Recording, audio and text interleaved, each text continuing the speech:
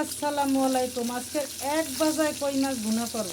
মাছ বসিয়ে দিয়েছি, এখানে পেঁয়াজ দিয়ে দিলাম, উল্টাই দিতে হবে, উল্টাই দিলাম। এখানে মশলা নিয়েছি, এটি পানি দিয়ে এখন ভিজাবো। একটু জিরে বাটা দিয়ে দিলাম। এখন এই মশলাটা গুলিয়ে দিয়ে দেবো মাছের ভিতর।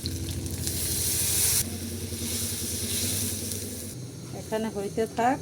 আর একটা কড়াইতে তেল দিয়ে দিলাম, পেঁয়াজ, বিসমিল্লাহ, অনেকগুলো কাঁচামরিচ,